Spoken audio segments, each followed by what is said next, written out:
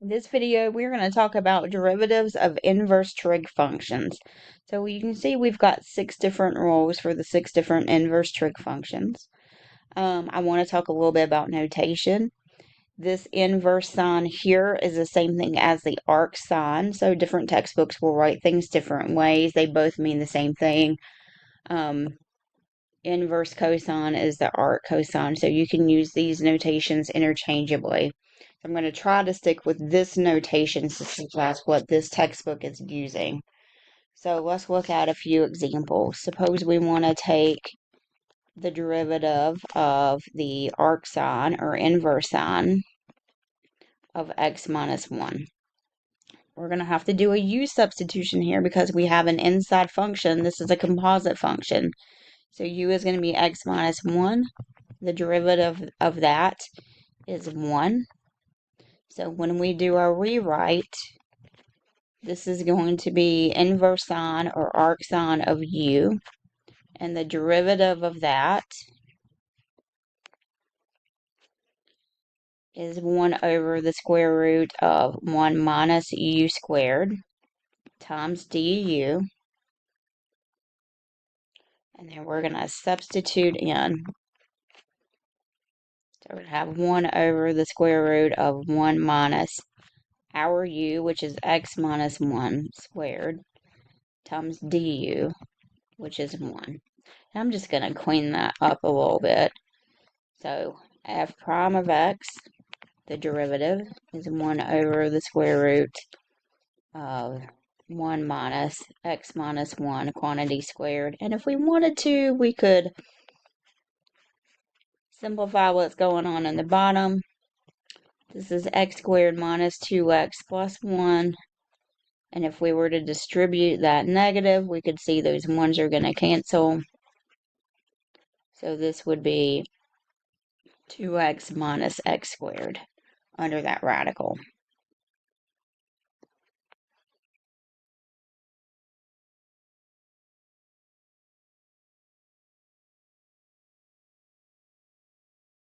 Let's look at another one. Let's say we want to look at the function f of t equals inverse cosecant of negative t squared. So we're going to use this rule. U is negative t squared. That's that angle. Du is negative 2t. So when we do our rewrite, we're looking at inverse cosecant of u. And that derivative, if we were to apply our rule here, is negative 1 over absolute value of u square root u squared minus 1 times du. Remember, this is a chain rule. And then when we substitute back in,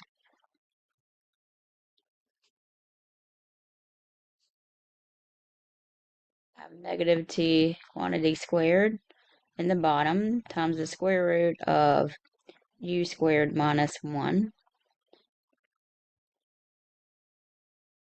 And then du is a negative 2t. And then we're going to clean that up. It's always important to clean up. So our derivative, f prime of t, would be a positive 2t when we multiply everything out here. The absolute value of negative t squared would be a positive t squared. And this would be t to the 4th minus 1. And then we could simplify this t with one of those in the denominator. So it's 2 over t square root t to the 4th minus 1. So there's our final derivative for that one.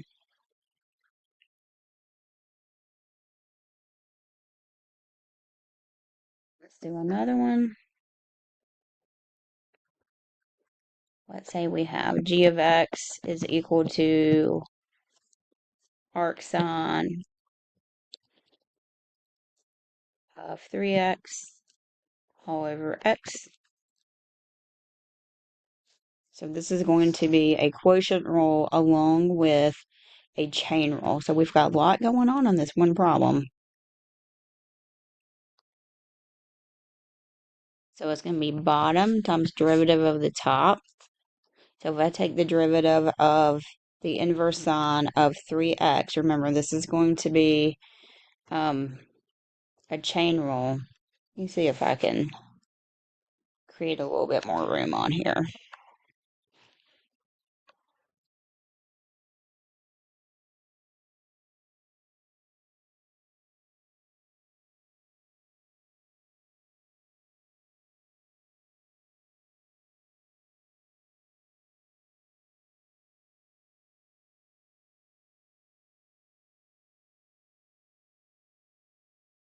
So it's bottom times, we'll do a setup step. It's like when I grabbed everything with my little lasso, it did not grab everything. All right. Bottom times derivative of the top, which we will do out to the side, minus top times derivative of the bottom over the bottom squared. So there's my setup step. Now let's figure out what that numerator's derivative is going to be. So we are looking for the arc sine of 3x. I want to take that derivative. Remember, that's what that notation means. U is my inside function. 3x. The derivative of that is 3. So my rewrite says this is going to be arc sine or inverse sine of u. And then when I take the derivative of that, using my derivative rules up here, I'm using this first rule. So it's going to be 1 over square root 1 minus u squared times du. And then when I sub back in, going to be 1 over the square root of 1 minus u squared du.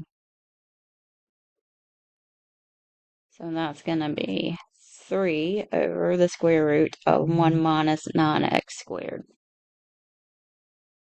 So we'll substitute in everything in here, and then we'll take the derivative of this x. So we have x times the derivative of the inverse sine, which we just found over here.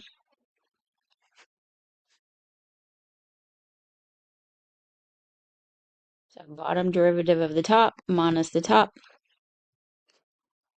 times derivative of the bottom over the bottom squared.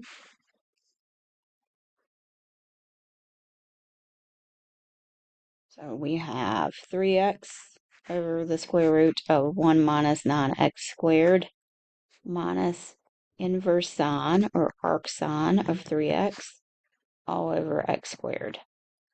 And now we need to simplify this.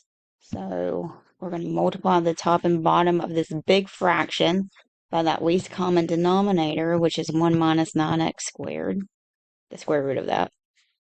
What I do to the top of that big fraction, I have to do to the bottom. And that's going to eliminate my complex fraction. So when I multiply this by this, you can see that square root stuff's going to go away, leaving us with just 3x. And then inverse sine times that would just be that square root times that inverse sine of 3x. And that's all over x squared times the square root of 1 minus 9x squared.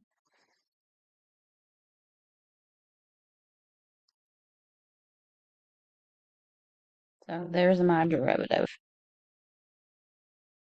So we'll do a few more. And this is where you may want to write down the problems, try them, and then come back and check your answers.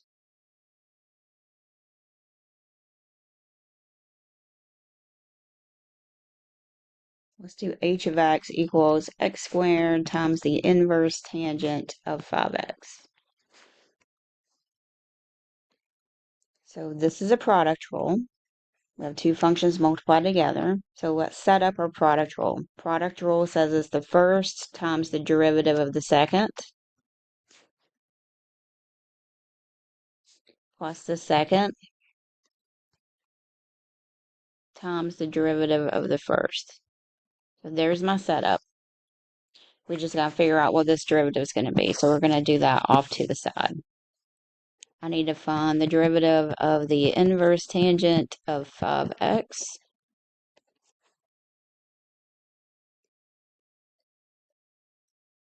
This is a u substitution. U is going to be 5x. The derivative of u is 5. So my rewrite is inverse tangent, or arctan, of u. And then when I take the derivative of the arctan, going back up to our derivative rules,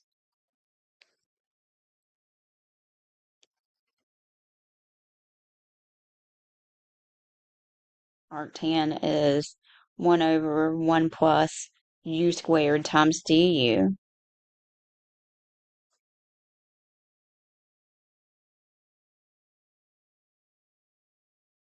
Then we're going to substitute in everything that we know. 1 times du is going to be du, which is a 5, over 1 plus u squared. And that's 5 over 1 plus 25x squared. So this derivative is that plus arctan, or inverse tan, of 5x times the derivative of x squared, which is 2x. And I'm just going to clean that up a little bit. 5x squared over 1 plus 25x squared plus 2x inverse tangent of 5x. There's my derivative.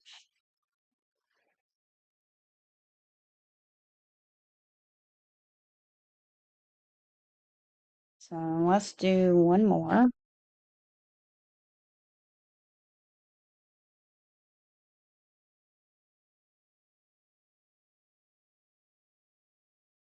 Find the equation of the tangent line.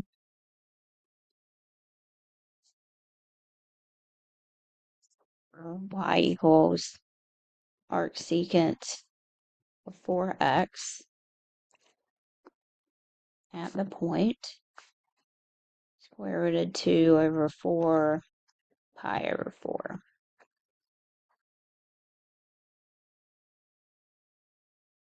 So first thing we're going to have to do is find the derivative.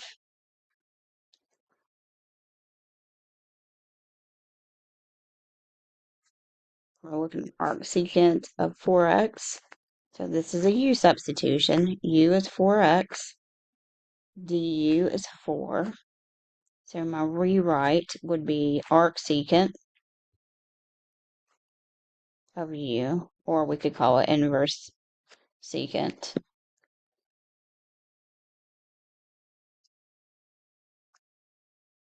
Both notations mean the same. And then when I take the derivative, going back up to our derivative rules, we're looking at this guy. So this is going to be 1 over absolute value of u, square root of u squared minus 1 times du.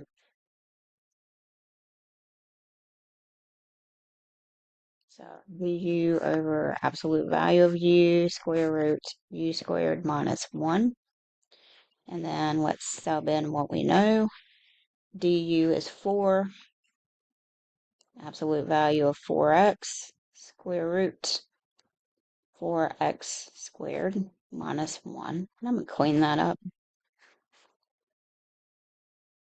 So this absolute value of 4x, that's the same thing as absolute value of 4 times the absolute value of x. And the absolute value is 4. Of 4 is 4. So you're going to see those 4's cancel. So this is 1 over absolute value of x, square root 16x squared minus 1.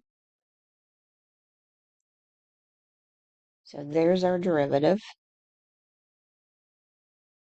I'll call this y prime. I'm going to box it in so we don't lose it. So now we need the slope. Going back to that point, square root of 2 over 4 pi over 4. And that slope of the tangent line is going to come from plugging our x value into the derivative.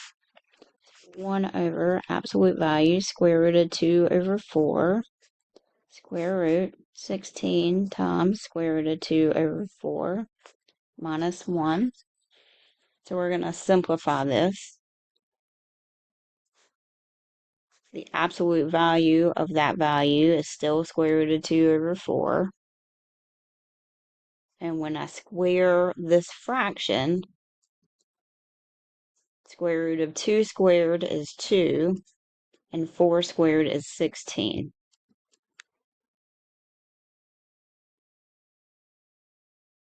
So I'm going to have 1 over square root of 2 over 4 times the square root.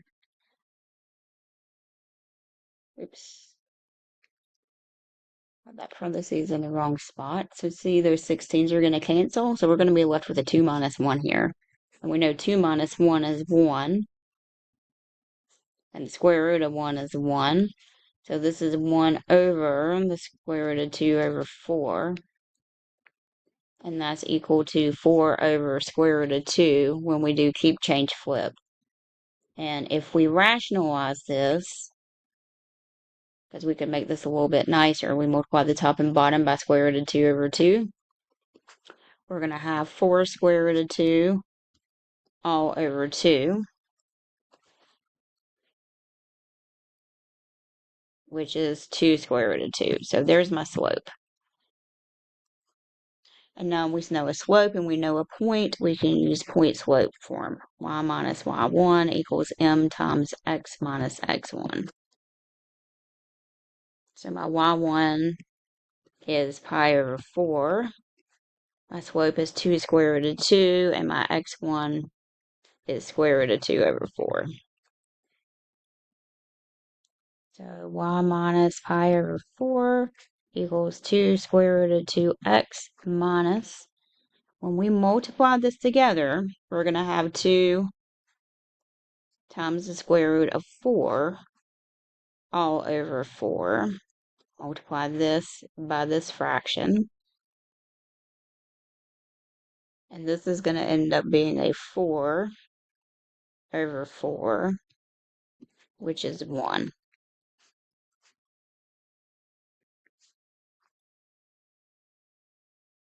And then we're just going to add pi over 4 to both sides. So we're going to get y equals 2 square root of 2x minus 1 plus pi over 4. So there's our equation of the tangent line.